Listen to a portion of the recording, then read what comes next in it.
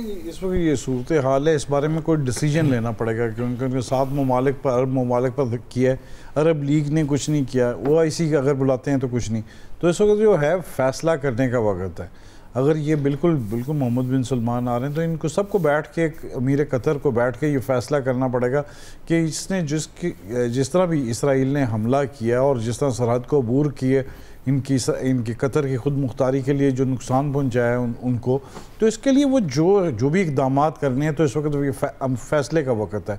अगर आप फैसला करेंगे तो वरना ये अगले जो कहा जा रहा है कि जी तुर्की की बारी है, पाकिस्तान के, तो ये सूरत हाल को कंट्रोल करने के लिए अगर इस वक्त यकजहती, क्योंकि सब पर वो हमला करके चेक कर रहा है तो वो ठीक है। इसराइल की ये सबसे बड़ी बात है, वो सबसे पहले चेक करता है कि हमला करके कि कितनी रिएक्शन कितना आएगा।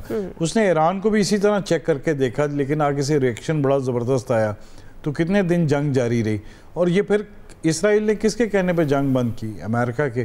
तो अब भी जो कतर पर हमला किया, उसको नहीं पता कि सबसे ज़्यादा जो अमेरिकन एयर बेस है और उसके अमेरिकन अड्डे हैं, अमेरिकन जहाज़ खड़े हैं, तो वो सारे जो खड़े हैं तो वो हमला किस तरह कर रहा है?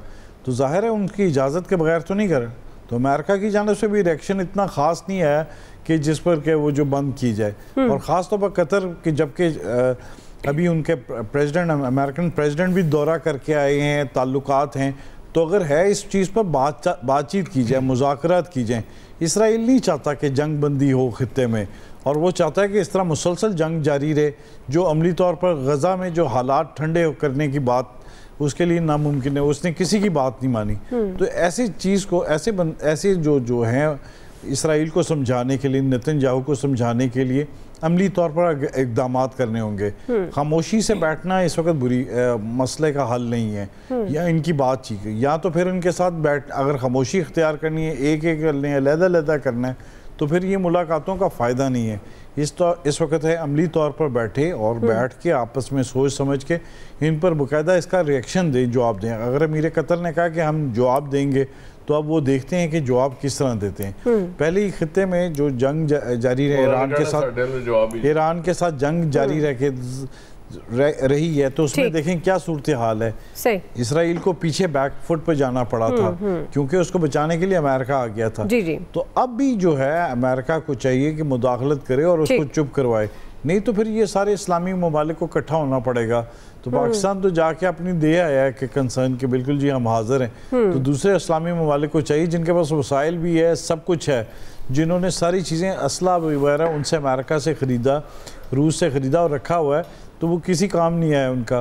तो इस मौके पर तो भरपूर तरीके से जवाब देना चाहिए था, वरना अगर जवाब नहीं दे सके तो फिर ठीक है सर, उसी तरह जैसे फ़लस्तीन का हाल है, यमन का हाल है, तो फिर इस तरह वो तो सब पर हमला करेगा। उसने तैयारी तो पकड़ी हुई है कि जी हर एक पर हमला कर करके देख रहा है कि कितनी इनमें कितनी कैपेसिटी है, आगे से कितना रिएक्शन दे सकते हैं। अभी तक तो बातों का रिएक्शन आया हमेशा की तरह, OIC होगी और उसके लिए तैयारियां शुरू हो गई, मीटिंग बैठेगी, सब मिलेंगे, आपस में बातचीत हो जाएगी। उसका फ़ायदा तो कुछ नहीं है। फ़ायदा तो इस टाइम है जो बातें मौजूदा दौर में तो फौरी तौर पर रिएक्शन देने की ज़रूरत है। बिल्कुल बिल्कुल आपकी बात दुरुस्त है, फौरी रिएक्शन देने की भी ज़रूरत है। जी शकील अंजुम साहब, आपको लगता है इसराइली दहशतगर्दी को रोकने के लिए ये मुस्लिम ममालिक का इत्तेहाद हो पाएगा? साथ हैं हमारे शकील अंजुम साहब? जी शकील अंजुम साहब,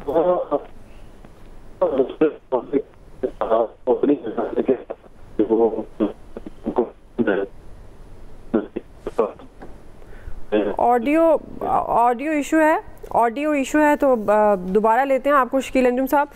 अयाज साहब, आपसे ज़िमनी सवाल, क्योंकि अभी जब हम पहला हमारा हिस्सा चल रहा था प्रोग्राम का तो गुफ्तगू कर रहे थे मुसद्दिक मलिक साहब, चेयरमैन NDMA से, मुख्तसरन अब जिस तरह के इक़दामात की वो बात कर रहे थे, ख़ासतौर पर आने वाले मानसून के हवाले से तैयारियों की बात कर रहे थे।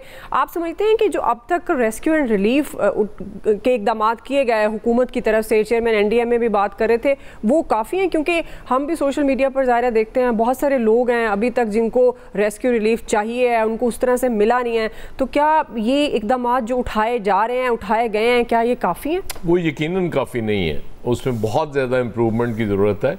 लेकिन एक चीज़ जो मैं समझ पाया हूँ ये इनकी गुफ्तगू दोनों की, उससे कि समझ आ गई है कि चीज़ें होने क्या जा रही हैं, उसको शायद एड्रेस करने के लिए अगर जो बातें इन्होंने की हैं उसी तरह अमली इक़दामात भी किए गए जो अरब ममालिक से हमें शिकवा है, वो यहाँ अगर हुआ तो फिर तो गड़बड़ होगी, अगले साल इससे ज़्यादा नुकसान होगा।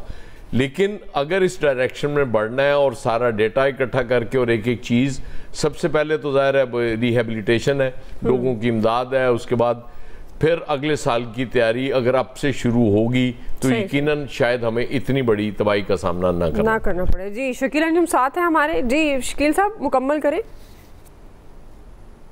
जी दुआ, जो आप बात कर रही थी मुस्लिम इत्तेहाद के हवाले से, वो पता नहीं हो पाएगा या नहीं हो पाएगा। हम बड़े अरसे से सुन रहे हैं कि मुस्लिम उम्मा जो है वो इकट्ठी हो जाए, पता नहीं कब होगी। लेकिन आज का जो बयान है नेतन्याहू का, खास तौर पर पाकिस्तान के हवाले से, जो उन्होंने लिंक किया 9/11 और उसामा बिन लादेन का जो ऑपरेशन हुआ था, तो उससे लगता है कि शायद वो इंडिया के साथ मिलकर, क्योंकि इंडिया की भरपूर कोशिश है कि वो पाकिस्तान के खिलाफ कोई कार्रवाई कर सकता है। और इस हवाले से आप ये देखें कि जब पाक भारत जंग हुई, जिसमें हमने इंडिया को बहुत बुरे तरीके से शिकस्त दी, उसमें भी जो है इसराइल ने इंडिया की भरपूर मदद की। उसमें उसको न सिर्फ ड्रोन दिए, बाकी हथियार भी फराहम किए। जी जी। और इससे तो लगता है कि जो है हमें अपने बारे में सोचना चाहिए। जो हमारे वजीर दिफा ने बयान दिया है, बिल्कुल वो ठीक है और इसकी पेशबंदी होनी चाहिए।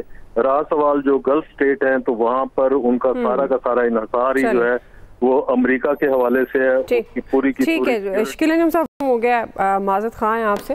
आप सबका जी बहुत शुक्रिया। आज के एक्सपर्ट से इतना ही, फीडबैक दीजिएगा। ख्याल रखिए, अल्लाह हाफिज़।